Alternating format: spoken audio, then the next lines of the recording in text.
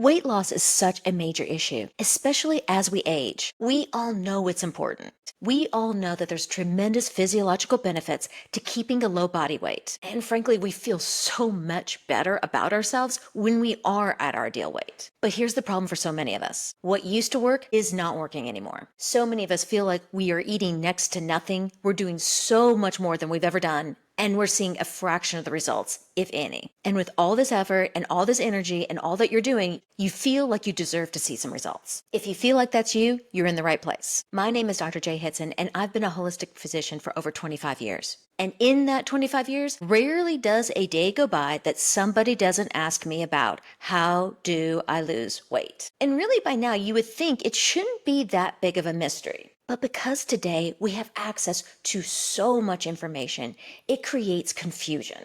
And with so many opinions and so many people saying this is the way to do it, most of us just end up really confused and very frustrated. So recently, I decided to do my own health experiment. All of my patients are bringing me these other diet plans and these different things, asking me, what do I think? Will they work? Well, I'm always kind of game for learning. And I kind of want to know, is there something out there that's better than what I've known to be true? So I started experimenting with these different diet plans, giving each one about 6 weeks to see what would happen.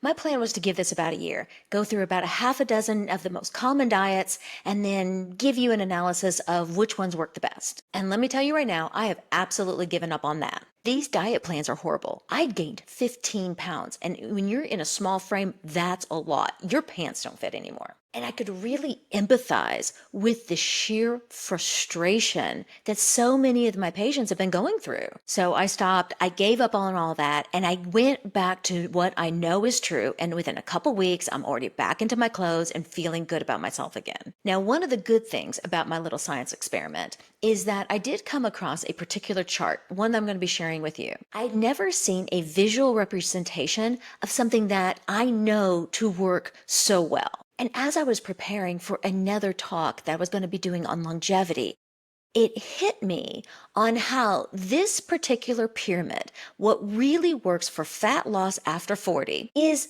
virtually identical to the key factors that lead to overall longevity and vitality. Let me tell you, I love efficiency. Anything that is 2 birds, 1 stone, I am in. And if there is a way to help you stay lean, trim, fit, and feel fantastic, at the same time, slow down the aging process, is there a better win than that? So that's what I'm going to be sharing with you here. The 5 key things that help you lose the fat and gain vitality. Now, one of the things that you're going to need to do is there is a link included in the description. Click that link so we can send you the additional bonus information that is really going to help you pull all this together. The key thing that I need you to take away from here is there is no one size fits all health and weight loss plan. Hence why there's so many opinions and so many different plans. What works for one person doesn't necessarily mean it's going to work for you. What we're going to be doing today is going through the 5 guiding principles, but then from there we'll have to niche it down to what's going to be working specifically for you and your own biochemistry. Because frankly, if this was easy and obvious, you would have already found the answers. So let's jump into point number 1. The most important thing that you need to do if you want to lose fat and have vitality and longevity is understanding the principles of a calorie deficit. Now, most of us are very aware of calories and in general how they work,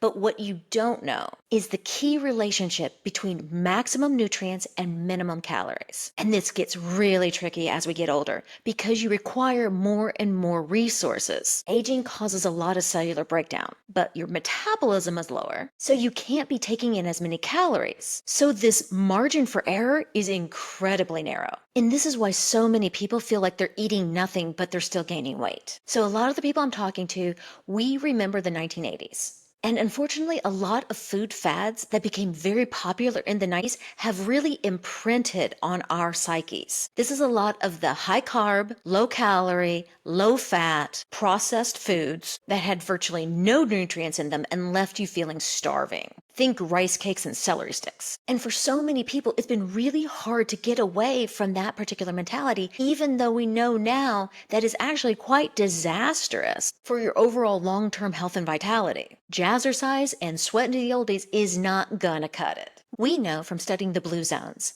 that the individuals who are living to 100 and plus and doing it in a wonderful, healthy, vibrant way are consistently eating lower calorie but very nutrient dense foods. And when you do this right, your body feels satiated and you don't feel like you're starving all the time. The reason so many people feel hungry when they're dieting is because they're not getting the nutrients. So the body is talking to you saying, yeah, I know you ate, but we didn't actually get fed, so could you try again? And then when you continue to give it these low calorie but no nutrient foods, it's like, I understand, thank you for eating, but we still didn't get fed. Here are these hunger signals. Please eat some more. And very quickly you end up in this vicious cycle. And furthermore, as we age, the body is trying to protect us. It knows that as we get older, the likelihood of getting injured or getting sick, it just gets higher. And in the case of illness or injury, the body wants fat stores that it can use as fuel. See, our survival mechanisms haven't caught up to the 21st century.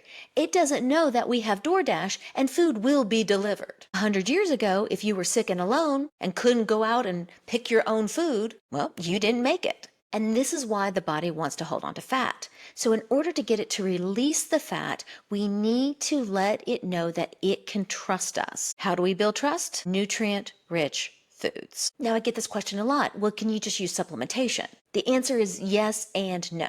While supplementation can absolutely do exactly that, supplement, I've never seen anyone who was able to completely overcome a bad diet with supplementation. There just isn't a hack around how you fuel. Now, a good utilization of your search engine is looking up nutrient-dense but low-calorie foods. Take a look at the lists, find the things you love, and make some of those the cornerstones of your diet. In general, these are going to be whole foods. This is where a lot of people try to get all savvy and they try to get some of these processed, fortified, bioengineered, we'll call it products because they're really not food, and they feel like they're beating the system or somehow this is going to be better. Can I just tell you, keep this simple. Don't overthink it. Time and time again, the foods that God made are the ones that keep us going. And those need to be the overwhelming majority of your daily diet. Another great utilization of your search engines is to do one of these calorie calculators where you put in your age, your weight,